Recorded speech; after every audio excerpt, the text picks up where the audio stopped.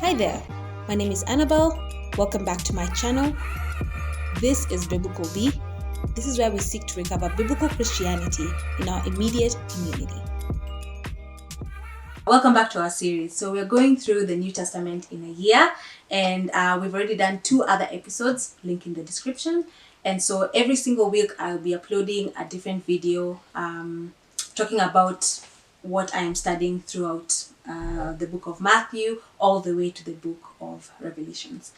So today we're going to be going through chapters 15 all the way to chapter 19, and a lot of things happen to Jesus and the disciples. In fact, the theme that I saw repeated a lot of the times, especially from 15 all the way to 17, is the theme of who is Jesus. In chapter 15, we have the Pharisees and the Sadducees. They're coming to ask Jesus a question. They ask him, why do your disciples go against our tradition? So essentially, they are questioning Jesus's disciples. And within the same chapter, it contrasts with the Canaanite woman who comes to Jesus and asks Jesus to heal her child. There's a really interesting interaction there that contrasts very much with the Pharisees, where the Canaanite woman says to Jesus, kindly heal my child, and Jesus says to her that it's not right for the food that was meant for the children to be given to the dogs. And then she says, yes, Lord, but the dogs can eat of the scraps that fall off the table for the children.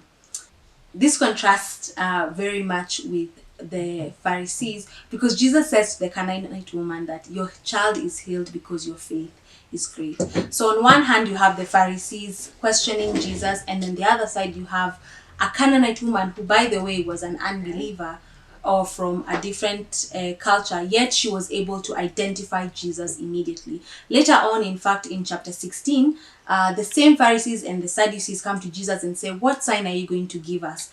Yet this woman refers to Jesus as Son of David. Hi guys, so this is an editor's note. So actually something that I forgot to add in chapter 16, Jesus outrightly asks the disciples, who do the people say that I am?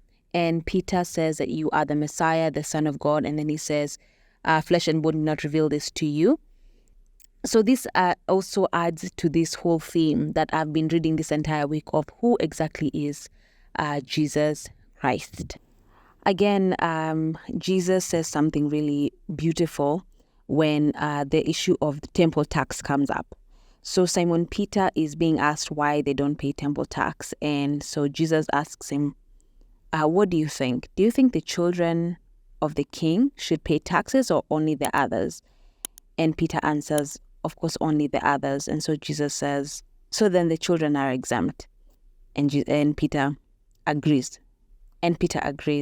But then Jesus does the miracle where he says, go and fish, and in the mouth of the fish you'll find a coin, and then go pay our temple tax. Again, this is about the authority of Jesus Christ. So this is what I meant when I said this continuous theme of who is Jesus Christ. Okay, back to the video. The Pharisees, who have spent their whole life studying the scriptures, are unable to recognize the Messiah when they see them. Yet this woman, who is an unbeliever, is able to recognize Jesus as the Son of David. Again, this theme of who is Jesus continues when Jesus feeds the 4,000 men rather, and he does it with 7 loaves and just a couple of fish. And so he says to the disciples, how are we going to feed these people? And he goes ahead and does the miracle of feeding the 4,000 people.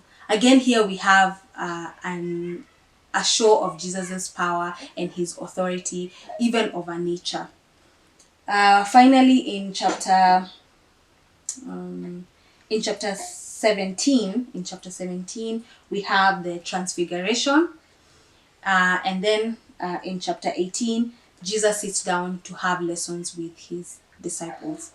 I want to jump to chapter 19, which I thought was a really incredible story. In fact, this is not the first time that I'm talking about the rich young ruler. I'll leave another link in the description. But just to go through the story of the rich young ruler, a rich young man comes to Jesus and says, how does one get into the kingdom? This is a question I think all of us want to know. How do I get into the kingdom? And so Jesus tests him a little bit and says, if you want to get into the kingdom, keep all the laws. And then this man goes ahead and arrogantly answers and arrogantly says that he has kept all the laws.